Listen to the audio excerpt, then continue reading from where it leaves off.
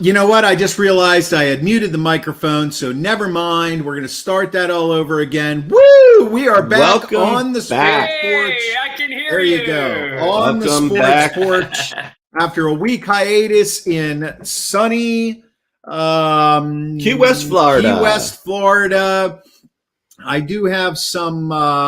I thought I had some pictures for it, but they're not showing. They're not showing up in my email. But maybe we'll bring them back. But listen, thanks for being here, guys. First thing I have to do this week is I have to thank our sponsor, Lauren Klein, the Pittsburgh Property Diva, pittsburghpropertydiva.com. Thank you so much. Thank you, Property Diva. Absolutely. Yay. And I also want to thank you if you're listening on American Busker iHeartRadio, 150 million registered users, 2,000 devices, 250 platforms. And I also remind you that you can find us. This is going to be big tonight because Steve did a little writing. You can find us on theporcheslive.com, theporcheslive.com. Theporcheslive.com. Okay. And here's what I'm going to do. I'm going to throw this blog post up in our comments right now, and that way, you guys, if you're listening or you're watching, you'll have an opportunity to give it a once over. But we are going to do that later on in the show, in the program, and we're going to talk some baseball tonight. Woo! What? And the reason we're going to talk baseball is because there's a little surprise near the end of the show. So, and it's courtesy of one of our biggest fans. So hopefully he will announce his presence, and then we'll get to the surprise. You got me sitting on the edge of my seat. We'll get to the surprise. So the first thing we want to do tonight, though, however, is it's NFL Combine time. It's about. Has it started or is it about to start? Maybe tomorrow. I think it starts tomorrow. Something like that. Okay, so obviously, the Steelers need stuff at the draft. And they sure do. I'm gonna lead this off, and I'm gonna tell you what I think. And I'm probably not gonna change this. And who are you infatuated with? Who are you in love with? Which prospect? I offensive line. Okay, the big boys.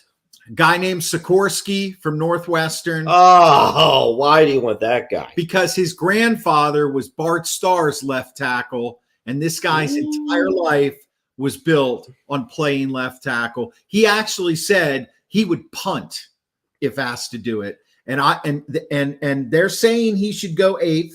Okay? Why didn't he go to Alabama? I don't know. Oh, because he was born and raised in Chicago, Illinois. He was the number 1 football prospect in Illinois, and he committed to Northwestern because he wanted to stay home. That would be like the number 1 prospect from Aliquippa committing to go to Pitt. He's a great football player. Now, they're going to have to trade up to get him. He's not going to be there. How does he do in a phone booth? He's not. So that's what I'm going to go. You guys take it from there. So that's the guy you're locked in on. I think they should trade up to get him. Well, yeah. So they would obviously have to trade up. Absolutely. If he's going number 8. They have draft. Well, that's his projection. They don't think he's going to be there at number 17. Sure. Right. For me, I think either go offensive line. Hold on. Want to interrupt you. DG is in the house. DG in the house. David. DG, you need to stick around for this whole show, all right? All right. Anyway, go ahead, Schwaber. Yeah, I mean, for me, if I'm the Steelers with my number 1 selection, I am either taking an offensive lineman or a cornerback. Mm-hmm. And I know they don't have a lot of luck with cornerbacks, but, it doesn't mean that you can't get it right this time around. We have different people pulling the strings now. So I kind of look at it as a clean slate. So I know Steve is not excited about Joey Porter Jr. I actually really like him a lot. There's also probably the best corner is a guy named Devin Witherspoon from Illinois. Yeah. But he's probably going to go around number, somewhere between 8 and 12 type of thing, maybe even 6. Mm-hmm. And there's a couple good corners. So, there'll be 4 or 5 taken, if not more, in the in the first round. So, I think there's good players to get. Brad Trombley is in the house. He says, good evening, gentlemen. Melissa Cecchio is here, and she keeps showing up. If she's sending stars, thank you. I can't tell from here. But anyway, what say you, Steve? I think Mark and I are simpatico here. I agree. I think they need to focus on the offensive line. I don't think they need to move up. I think there's plenty enough offensive line talent to be able to just pick where they are and get a good enough offensive line. I actually wouldn't mind them seeing go offensive line 2 times in a row, but I get it. They probably do. If they want to get a good starting cornerback, they're going to have to pick a cornerback either in the first or second round. The guy I'm looking for is Kaylee Ringo out of a cornerback out of Georgia. I think he's a really good cover cornerback, and I think he can bring home the bacon at the cornerback position. I guess it all depends on who's available, and that's the thing about the draft. You just don't know who's going to be available until they actually pick. So. Right. And a lot can change too with, performances and 40 times and stuff like that. I mean, I saw some mock drafts that have Ringo going anywhere from 17 to 30. Right. But, so it's possible they could even get him in the second if things fall. And right.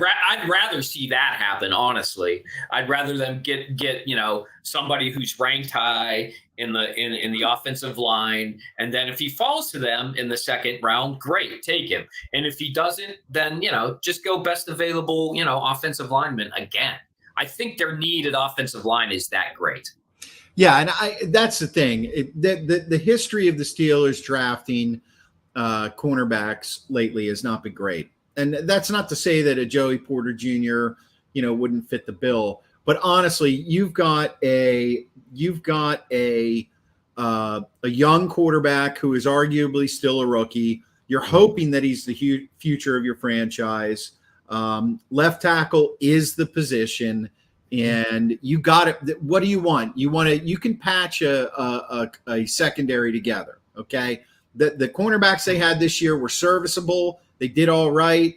And you got to bring in a guy who's young with a young offensive line who everybody is talking about is a football player. I just think they need to trade up for this. It's worth it. Robert Whitney has a comment. He says, do you think they trade for Jalen Ramsey? No, they're not going to trade for. No, they're not going to trade for Jalen Ramsey. They're not going to use that much cap space on the defense. He would be way too expensive for them. I mean, he would definitely plug right in at cornerback. The other position I was looking at too, I think, and it depends on what they do with their linebackers, would be inside linebacker position. Right. But once again, you have to make a decision about Devin Bush and whether you're going to bring back Miles Jack. So, I mean, those are 2 players where if you bring them both back, then clearly you don't need anybody. I don't see how Devin Bush comes back though, but I think they'll probably bring Miles Jack back. That's my guess. I agree. I agree with you. I look at it as you're basically starting over right now. Okay. You've got a defense that has some star players on it that are all over the map as far as age goes. Okay. You're starting over with a new offensive line, a new rookie quarterback, third-year running back, young wide receivers. You have to shore up that line and protect that quarterback. If Kenny Pickett is going to have any chance at all to develop and mature and become the quarterback of the future, this is the year that he has to do it. We all know that. Right. We all know that. So your first concern has to be protecting him. And yes, the offensive line, nobody got injured last year. Somebody's going to get injured this year. Yes, the offensive line played better last year than they did the year before. You got to put an anchor on that line. That's the way I see it. And in this case, you have some draft capital because of the Chase Claypool trade. You have some draft capital. Get up in the draft, trade up, get that guy. Now, One of the other things that I was listening to today, actually on. I disagree with that though, because I think you need quantity as well. Thanks, Melissa, for that comment. I agree. I agree. So Mike Tomlin said a couple years ago, because we have Omar Khan and Andy Weidel, right? Mm-hmm. And Mike Tomlin in the draft room. A couple years ago, 2021 draft, Mike Tomlin was asked who has the final say in the draft room. And he basically said, Mr. Rooney has the final say. That's what he said. What do you guys think about that? Well, I don't know. I mean, I think that maybe Mr. Rooney is like a tiebreaker if they're really at a stalemate. That's what he said. He said Rooney has the final say. Is that a good thing or a bad thing? I mean, look, Rooney's only job is running the Steelers. I mean, they don't do anything else, so he should know as much as they do, right? I think Tomlin's. No. I think Tomlin's actually lying when he says that. To be honest with you, because calling Tomlin a liar. Well, here's why I'm saying he's a liar, because Rooney's not in the draft. Like. He's not in the draft room. I mean, he's not there making the decisions live. Like, he might set the priorities, like saying, go out and get an offensive lineman, or I want an offensive lineman in the first 3 picks, and I want a linebacker, and I want to get another shiny toy. He might be saying that, but he's not saying who to pick. Right. I agree. Honestly, when it comes down to saying who's picking, my guess is it's got to be Tomlin who's making the final decision. I think Omar Khan is there to say, hey, this guy will fit nice in our draft capital for the next 3 or 5 years. Weidel's there. He's got his whole staff that's saying this guy's top of the list. He's the one creating the list with Tomlin. But dude, Rooney's not going to be the guy making the picks, but he might set a priority for positions potentially. Rooney's probably the most hands-off owner that I know of. I mean, he's not going to be that guy who's going to interject himself in a draft. There's just no way. And that's in direct contradiction to what Mike Tomlin said. He said he has the final word. He's involved at the combine. He does a lot of research on the players themselves. I don't believe it. I don't believe that for a second. I don't believe it for a second. I don't. Skeptical Steve. I don't believe it either. I think that was just something that was said to kind of take heat off of somebody. Maybe he was trying to protect the GM himself. No, himself, I think. Maybe, yeah. All right, so quarterback rankings came out, the starting quarterbacks in the NFL this week, and Kenny Pickett was ranked as the 27th best. I'll start it off by saying it's not surprising. Yeah, I mean, he wasn't the absolute worst, but, look at his body of work. Well, there's 32 teams. Right. It's pretty far down. Yeah, well, yeah, but I'm not surprised. But I mean, but I'd almost put it, the grade is really incomplete. We don't really know. We'll have a good idea of what he is by the end of year 2. Yeah, I agree. How about you, Steve? Yeah, I agree with that. I think he's better than 27th. Do I think he's 15? Absolutely not. Do I think he's better than Andy Dalton? Absolutely. I think he's better than Andy Dalton. So I think those rankings are a little biased towards, maybe the way the offensive scheme's working. And we know that's not going to change. So I think it's a little low for him. Where he is now, because actually, after he threw all those interceptions in the first 3 or 5 games, he actually got better at protecting the ball and not throwing interceptions. So I think he's showed some growth there throughout the season, and their offense isn't predicated on him throwing for 325 yards. So, I mean, that's just not who he's going to be, but he does have to be better in the fourth quarter. He does have to show a little bit more grit and being able to throw the ball across the middle and not throwing interceptions for that rank to go up, in my opinion.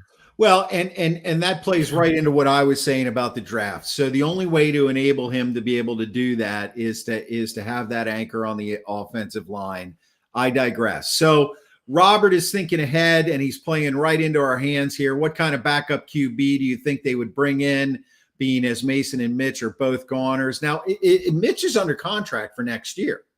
He's not necessarily a goner. Not necessarily. And he's gone. He's gone. You think so? Well, here's why he's gone, because he's not going to want to take a pay cut.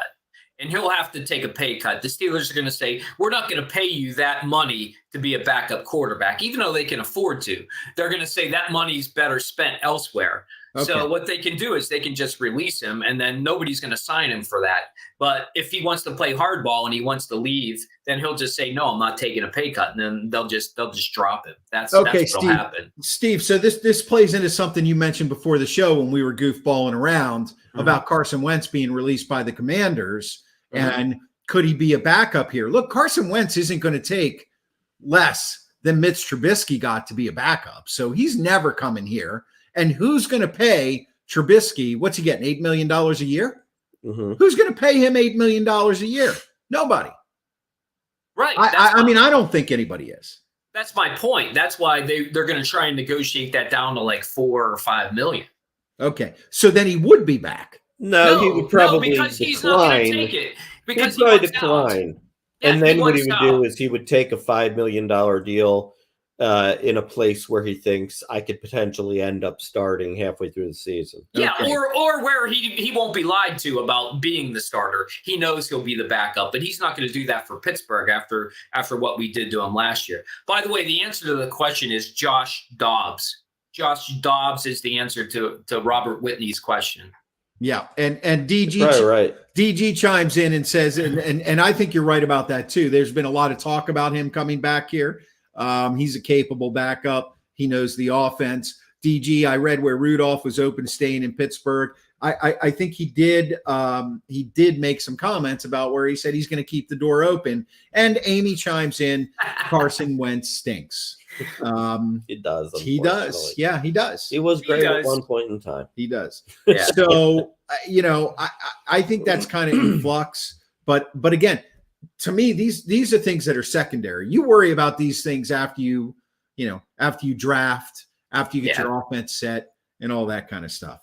Yeah, but they do have to make decisions about, restructuring Mitch's contract if they want to keep him, or they have to dump him soon, So those things are kind of more dynamic than you just wait and see. You need to get that settled before the draft, really. So Robert says they could try and trade him for a late pick, and I just saw on Facebook a few minutes ago Mason is definitely leaving. Okay, so there could be some updates for that. Thanks, Robert, for being here in those comments. Facebook isn't exactly the best source. It's not. It's not. We're on Facebook. We're on Facebook. Mark, come on now, don't shoot us in the foot, Schwab. Mark. Good Lord. Okay. So moving on here, I'm gonna switch these topics because I think this is one we're gonna do real quick. We want to give a shout out to Pitt Panthers, the men's basketball team. They cracked the top 25. They're tops in the ACC right now. They got one more game going into Notre Dame. And who's in the ACC? In the tournament. It's the names: Virginia, Duke, North Carolina, Virginia. Duke, right now, Miami is, I think, in second place in the division. Really? Duke and North Carolina are in it? Yeah. Are they just really bad all of a sudden? Well, no more Krzyzewski, right? Right. And then no more Roy Williams. Right. He's been replaced by Hubert Davis. Right. So those programs are on the downturn. Well, now. And they beat North Carolina. Yeah. I mean, they're still good. They're good programs. But here's the thing about Pitt. Okay. This to me is shaping up. This is the first time they've been ranked since 2016. Mm-hmm. And this thing is shaping up to me to be another classic. They are going to, who knows what's going to happen. Maybe they make the tournament. Looks like they're a pretty good shot to make it right now. Well, they should make it if they're 25th ranked. Well, they got one more game to go, and they got the ACC tournament to do. So, if they come out as ACC champs, then they're definitely in. But the thing about it is, is this going to be a one-hit wonder? Okay, because this team was, for lack of a better way of putting it, cobbled together. And this whole transfer portal thing for me, I am not, Cobbled. Good word, cobbled. I am not an expert on how the transfer portal works at all. As a matter of fact, this year I'm going to study a little bit more and figure it out. But to me, the transfer I wouldn't spend your portal, time doing that. No, it's not worth it. No. No. Well, I don't mean it just means you can go wherever you want. You don't have to wait. You know, it's just like how a coach can go somewhere. Now, so can students. So that's my point. That's my point. So is Pitt really putting a program together, or is this just a result of the transfer portal to take nothing away from the coaching and the players and all of that? But now it becomes more of a free for all. And what you really want to see in college basketball and college football is you want them to get their recruiting in order. You want them to put together teams that year in and year out. And that's just not going to happen. Well, to be honest, I think college basketball has been down as a whole for the last several years simply because there's no continuity of play because the best players in the league are one and done. They just play 1 year and they're gone. And they get drafted. Right. So it's, I mean, everybody loves the tournament because it's fun and it's exciting. Right. And usually, it's a big team that usually is there at the end, like a Kansas or somebody like that. Kentucky, those types of schools, but Michigan State always in the Final Four. Yeah, but the bottom line is, I don't think anybody really thinks that it's really hard to have a quality sustaining program at this point. I mean, your only chance is to have a great coach who can really recruit, and all the best players are going to want to go there. So, now that Krzyzewski is gone. I mean, Duke, the name as the years go by will fade. It will. It's a shame. And they'll become just another team. Yeah. And probably the same thing with North Carolina. And, but then something else will happen that'll be surprising. Like, Arizona will hire some great coach and they'll win the championship 1 year. And so they'll be good for 10 years. You just never know what's going to happen. Well, the only thing I have to say about Pitt basketball is it is exciting this year. I mean, they have 20 wins. Whether they cobbled together a team through the transfer portal or they just have good talent now, that's good for Pitt basketball. I think the thing is, the ACC talent is generally down, so that's an issue. That's why they're just basically got ranked in the top 25 because all the teams they play against aren't very good, and their out of conference schedule wasn't very difficult to begin with. So they do play Notre Dame, I think either tonight or tomorrow night. Supposedly, if they beat Notre Dame, and they're supposed to beat Notre Dame handily, they're going to be in the tournament. It's lock. But if they lose to Notre Dame, then they play at Miami. And Miami's pretty good. But if they lose both of those and they lose in the ACC tournament, right now they're projected to be like an 8 or 9 seed. They probably will end up getting the dreaded 12 seed. And actually a 12 seed is good to be the 12 seed against the 5 seed. But you just don't know. And to Mark's point, when you get into the tournament, it doesn't matter. They're not necessarily a lock, but my guess is they'll beat Notre Dame. They'll be in the tournament. My guess is they'll probably win 2 or 3 games in the ACC tournament and lose to somebody like Virginia in the semifinals or the finals, or Miami in the semifinals or the finals, and they'll be fine. They'll be in the tournament. They'll be an 8 or a 9 seed, maybe a 6 seed if they're lucky. And you just play it out from there, and nobody knows what's going to happen. I agree with you. They probably either lose in the first or second round. My guess is they will make it through the first round, but they'll lose in the second round. Yeah, my guess is a 9 seed, and they upset the 8 seed, advance 1 round, and then unfortunately, Alabama's just too much, and they go down. There you go. UAB. You heard it from Basketball Moses himself. So, but regardless, congratulations to the Pitt Panthers. One of the greatest names of anybody in the world plays on their team, Federico. It's a great name. Yep. You can't get it wrong. No, you can't. You can't. So from now on, I'd like you to call me Chris. All right. Or Christopher. How about that one? Steve. Mark. All right. How about Chris Cross? Nah. Chris Cross to make you jump. Chris Cross to make you jump. All right. Okay. So thanks for being here. You can catch us on the porcheslive.com. Thank you for listening on American Busker iHeartRadio. If you do that, and remember, please subscribe to the Sports Porch podcast on iHeartRadio app, Apple Podcasts, Google, Spotify, or anywhere you get your podcasts. Give us a follow, a subscribe, and please leave a review.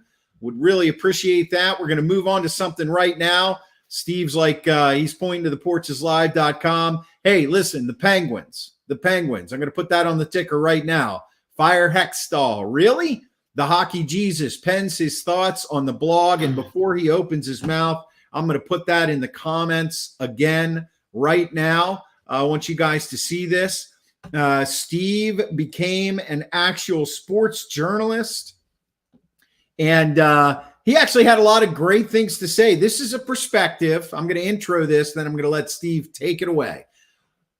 Everybody knows that at the game the other night against Edmonton, they got their clock cleaned and the crowd was chanting Fire Hextall. And that set off a storm of opinions all over Pittsburgh on the radio and the newspapers and the blogs and the internet. Fire this guy, fire this guy, fire this guy. So Steve and I had a discussion where I said, do you have any thoughts on this? Do you want to write a post for the Sports Porch, for the porcheslive.com? He said, sure, I'll do that. And I really appreciated what I thought was an evolution of thought.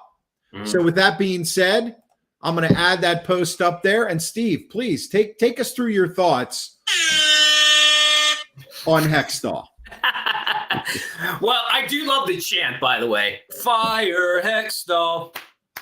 Fire Hextall. Yeah, you see that in hockey a lot. They do stuff like that. They do. It's a great chant, though. I mean, it kind of flows really easy. I can see how the fans would have gotten into that. Look, when you're losing to Edmonton, by the way, Edmonton Oilers are a really good team. They're going to be a force to be reckoned with in the Western Conference. A very good, fast team. And the Pens just couldn't score on their goalie, and they just took it to us. But when the game's over and you're looking at garbage in front of you, you have to respond somehow. Clearly, the fans aren't going to be against the players on the ice. They love the players on the ice. They've been with them for 16 years, right? So they like Sullivan too. So where do you go? You go right after the GM. So. Here was my thoughts on the GM. Like I wanted to do an analysis of Ron Hextall as a GM, right? And is he a good GM or is he a terrible GM? The bottom line on Hextall is when he was in Philly, and Mark can talk to this too, he was okay. He took a playoff team and he made them kind of a playoff team some of the time. And from what I understand about him is that basically his thought process is that he likes to keep players once he signs them and he just sticks with them. Now, if you got guys like Crosby and Malkin and Letang, that can be a good thing.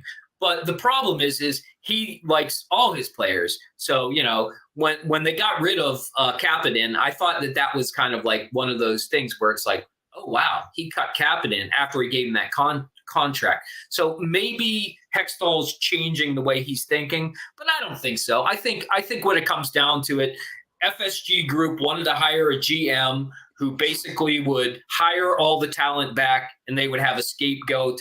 And I think Hextall became the scapegoat. That being said, I think he's done some really dumb things. Like I think he should have never signed Carter to that contract. Kapanen was another contract that was terrible. Danton Heinen and Brock McGinn, inexcusable as far as I'm concerned. You don't need to bring those guys back. Like we need to bring up talent from Wilkes-Barre, the little that we do have, to at least give them a shot. And that's what's going to give this team a spark on the third and fourth line. And that's kind of where I came in. So basically I said, yeah, and by the way, I don't think he's done anything in the drafts to make the team better for the future. And they keep giving away their draft picks. I think they only have three or four this year, but they do have all of them for 2024. Now, who knows? They may trade all of those in the next few days because there's talk of getting Jeff Chikrin from Arizona, and that would cost them both their first round pick for next year and the year after. I think that would be a mistake, but Chikrin would plug in really well with Letang on the first line because he is a left-handed defenseman. So you have to weigh that. Like, do you want to wait 3 years to get the guy that you draft, or do you bring up Owen Pickering, who they drafted last year? Maybe he's a guy that you plug in there. So it's a difficult decision, but in the end, I said, screw it, fire Hextall, and I joined in the chant. Yes, you did. Does that mean Hextall can save it? The answer is no, he can't. What I think was really interesting, Steve, and I'll take the article down now. And by the way, Yo Carey shows up, of course. What's up, Yo? What I think is really interesting, and this was the perspective that you gave to me, and I was talking with Mark before the show, and it was one of those things where, you know, sports radio and the internet just lit up with this whole Hextall thing, and everybody was jumping on the bandwagon, fire Hextall, because of the things you talked about, the bad contracts, the spot they're in. I mean, they're stuck. You know, they're basically stuck. And we all, you know, we could go into all the reasons why, and we actually have. But the interesting thing that you brought up was that Rutherford resigned in the middle of the pandemic, and it was completely unexpected. Yeah. And the Penguins were kind of left hanging.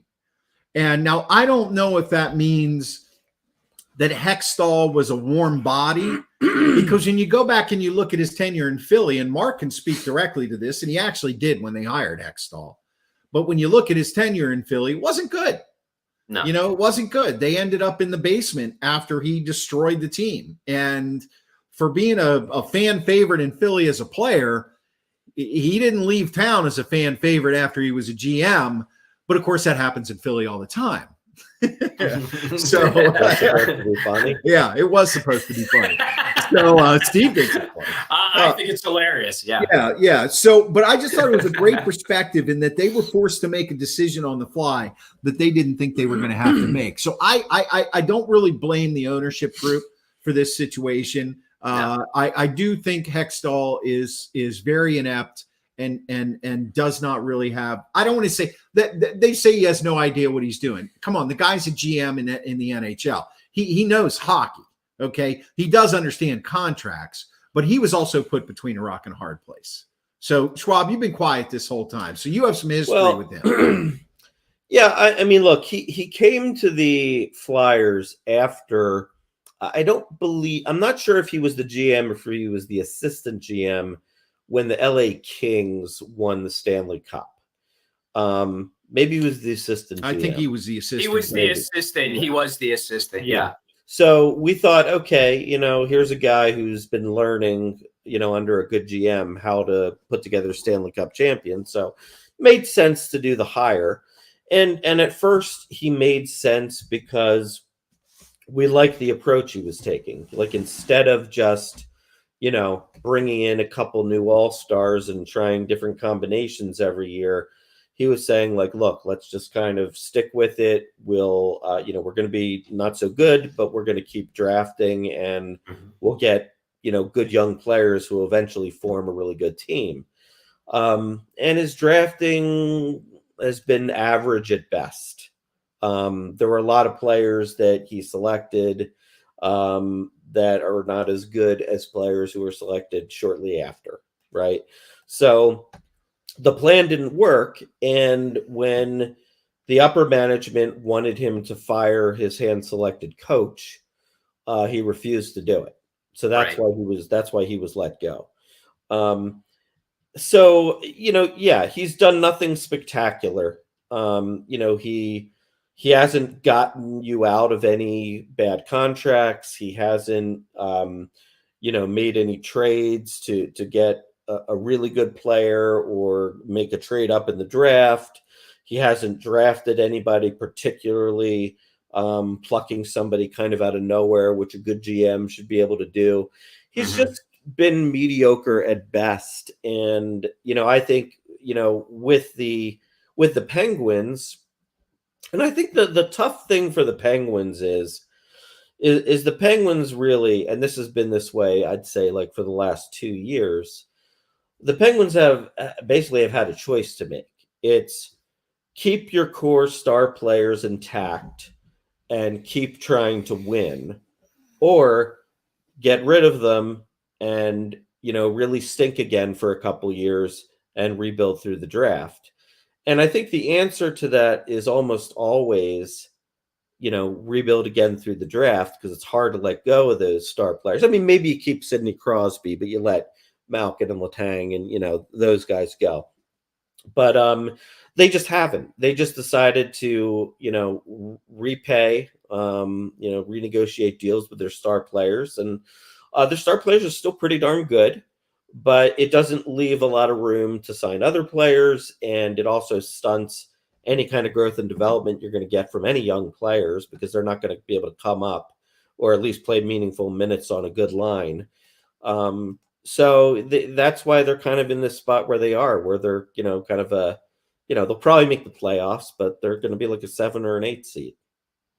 Right. So, yeah, well said, because right now you have 6 teams that are definitely making the playoffs: the Bruins, the Leafs, Tampa Bay Lightning, Carolina, the Devils, and the Rangers. And you got 2 spots left, right? And you got the Sabres. Actually, you have the Islanders at 69 points, the Pens at 67 points, and the Sabres at 66 points. Detroit and Florida and the Caps all at 64 points. So, I mean, there's a lot of hockey still yet to be played. But those are basically the players. The interesting thing is the Capitals are already selling off their team. They already got rid of Orlov, and I always forget the other guy's name, but it'll come back to me. And they're probably, I heard that the dreaded Wilson is on the trading block also. So that's interesting. I mean, but they have like 9 free agents, Washington does. So they have to recuperate some of that in draft picks, because they know they're probably going to lose 6 of the 9. I think they're trying to keep Lars Eller. I think that's one guy they want to keep. But yeah, and the Devils are on their way up. I mean, I think they're a good example of a team that got younger and better through the draft, with Hughes and with that Nico Hirscher. Yeah. Those are top 5 draft picks. Yeah. And they got other guys that they got at trade deadline, like Palmieri and guys like that. So I think you can do it with the core group. It's just that some of these secondary signings have not worked out, like Carter and the guys that I mentioned. And on top of that, their unwillingness to play the talent that they do have down in Wilkes-Barre. I know it's not that great, but look, you got to at least try it, because if it's no good, then just get rid of them, start again. But I think they can. I think that's the plan. The plan is, Chris, you hit it. You hit the nail on the head. What Hextall had to do was impossible to do. You can't build a new team and make the playoffs. Like, that doesn't work. Like, it's almost one or the other. Now, you can keep your core players, and actually some of the contracts they signed were just so long, they have a longer window. So it's not like this is the year they have to do it. Sid signed for 2 more years after that. I think he could be the first one to go, to be honest with you, which would probably be the worst thing that could happen. Because if Sid goes in 2 years, then what are you left with? You're almost left with nothing. Yeah. And unless, of course, you get like 4 number 1 draft picks for Sid and a good young player who can fill in and learn the role. But it'll be interesting to see what happens in the trade deadline. And Mark, this is what I think I think the Penguins need to go get a goalie. Do you think the Flyers would be willing to get rid of Carter Hart and send them to Pittsburgh? Probably not. They might be willing to get rid of this Urson guy. Interestingly enough, I mean, he got off to this great start. He was only one of only a couple goaltenders to ever start off 6-0. Something like that. And yeah, 6-0. They say he's really good. Now, he did have a bad outing, his last outing. I think he gave up 5 goals or something. Yeah. But yeah, I would doubt it. I mean, I think they probably think that Carter Hart's their best player at this point. The guys that I think that are going to be moved, they're going to move James Van Riemsdyk. Yeah, JVR. We don't want him. I mean, let's say I certainly could help a third line, though. Yeah, he could, but what are you going to have to give up? I mean, today, Sam Lafferty formerly of this parish, who went to Chicago, went to went to Toronto for a first round pick. Sam Lafferty. Right. Yeah. So yeah. I mean, I don't think you want to give up a first round pick for JVR. I think he would help, but he'd be a run-up player. I think you can get him for less than that. I really do. How about if we trade Carter for him? All right. Well, we're not going to work out all the trades right here. I do want to get Nick Anderson's comment in. I've been trying to get it up the whole time. He's watching us on YouTube. He says, "Come on, Pittsburgh. Make sure you subscribe on YouTube." Thank you for being there. DG just says, for the Pens to go far, Jari will need to snap out of his funk. He's not been nearly as sharp as he's been in the past. By the way, we did have a Bluger goal the other night. Teddy Bluger got his first goal in 29 games. Yeah, that's true. And I want to remind everybody that the Hockey Jesus preaches on the podcast after every Penguins game. So please subscribe to the Sports Porch podcast on the iHeartRadio app, Spotify, Apple Podcasts, or Google, or anywhere you podcast. So thanks a lot for that. Let's move on real quick here. Look, it is spring training. Okay. Yes. The Pirates, Kutch is back. We'll have more to say about that. And we are going to talk a little bit of baseball this year because of the buzz coming on. I happen to think, and we're not going to debate that tonight because we have something very special that's going to happen here. I just happen to think that the Pirates are going to be better this year. And that's all I'm going to say while Steve cracks up. But what I want to do right now is I received a box in the mail. I actually received a package in the mail. Did you know it was coming? No, I had no idea. A couple days ago. Okay. So I got this email that said your UPS package has been delivered. And I thought, oh my God, my wife bought another set of hand towels, you know? Yeah. And so I got the package and it says to the Sports Porch crew. That's Sports us. Porch crew. That's us. I thought, oh God. And then as I started to open it, I thought I should probably listen to it to make sure it's not ticking. You know what I mean? And then I should probably smell it to make sure there's nothing unsavory. No anthrax. No. So here's the package. Here's the package. Now, see, this is why Steve should have been here tonight because because I want to stay away from all foreign packages. Yeah, well, I know what's in it. Chris, see something, say something. I tested it. Okay, so you would have been safe. Let's see here. Nick just says, I love getting comments in. Nick says, thanks guys. Thanks for streaming. You're welcome. So I just had to do that. So I opened the package up. Okay. I'm not going to let Mark see it because there was a letter in it. All right. So at first I thought it was hate mail, but then I realized it wasn't a bomb. So I'm going to read this letter and then we're going to pull the packages out. So, and then we'll let you know. Dear Sports Porch crew, in honor of the start of another MLB spring training, I figured that I'd add to the set by sending a metal baseball bat mug for each of you with your favorite team's logo. That is awesome. While two are obvious as to who they were meant for, I know that Steve is a hopeless romantic when it comes to, in parentheses, nutting, selling the Pirates. And he knows a winning season is just around the corner. No, I don't. In the event that Steve probably finds that he got the booby prize, and you know, when we were down in Fort Lauderdale, there was a booby prize down there. Remember that? Oh yeah, booby head. Yeah. Yep. I couldn't get that picture to email. We'll get it next week. In the event that Steve probably feels that he got the booby prize, I added a little something inside his mug that might come in handy should the Pirates season take its usual shape. Also, if the Penguins aren't careful, Steve may need more than a few old fashions to cheer him up. In any event, I hope that you guys enjoy the mugs and that you had a good week off. As always, thanks for the entertaining banter and keep up the good work. I'll catch you next time on the porch. David, a.k.a. DG, avid Sports Porch fan. We love you, David. All right. Nice. So DG, Let's see it. First of all, DG is the man. And I am going to hand Mark his. and he can unveil it and show it. That's sweet. There's your top right there. That's actually really sweet. Yeah. That's really nice. Yeah. Fight and fills. There you go.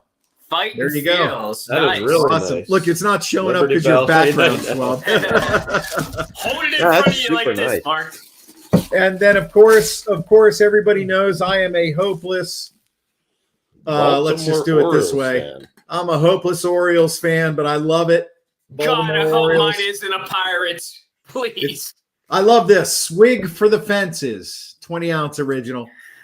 And Oh, Steve, no. you're gonna have to. We're gonna have to unveil this with you here, Steve.